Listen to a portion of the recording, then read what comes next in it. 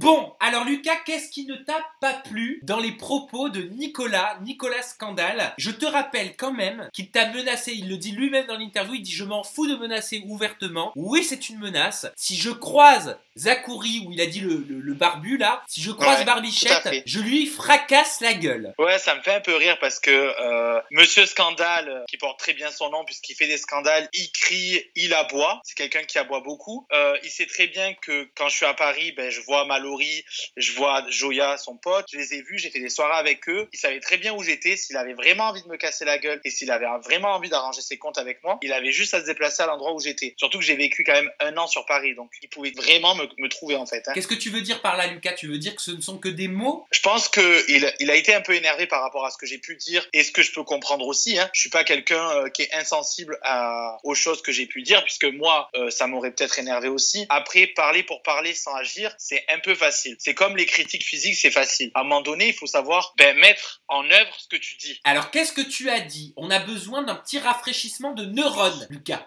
J'ai dit que effectivement, c'était un canard et que quand Nadège est parti, il a redragué Émilie devant moi, donc personne n'a pu le voir puisque c'était en off. À la table, il y avait Cédric, donc mon coéquipier de Friendstrip, il y avait Joya, et donc ça s'est passé en off. Ça, j'assume à 100% puisque alors, je me permets de te couper. Je crois que lui, ce qu'il a mis en rogne et ce qu'il a énervé plus que tout, c'est pas ça. C'est le lit rapproché. C'est le lit rapproché et c'est surtout les accusations qui étaient graves. Nicolas a été accusé de forcing sexuel sur Émilie Amar, ton ami. Et je crois que Nicolas te reproche d'avoir validé cette information. Alors, j'ai validé cette information et je le valide toujours.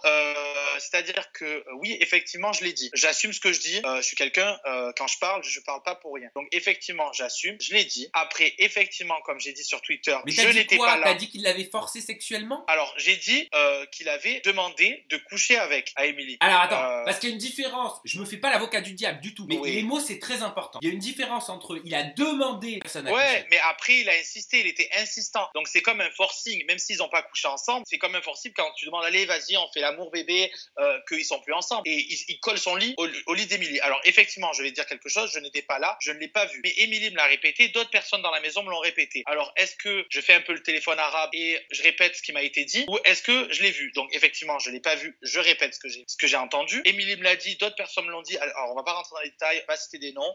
Émilie est la plus concernée. Donc elle sera plus apte à répondre à tout ça. Mais encore, je l'ai vu il y a pas longtemps, Émilie, et elle me dit il est complètement jobard. Il assume pas. Elle était très énervée sur les réseaux sociaux, Émilie. Elle était très énervée. C'est pour ça que je l'ai calmée. J'ai dit ça sert à rien de lui répondre.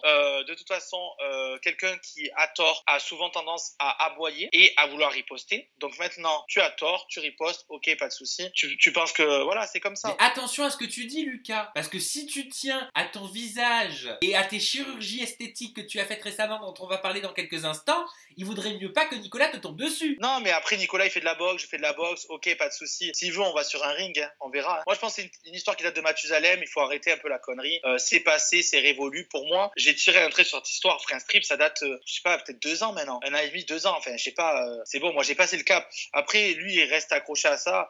Que bien lui fasse, comme on dit chez nous. Moi, je m'en fous en fait.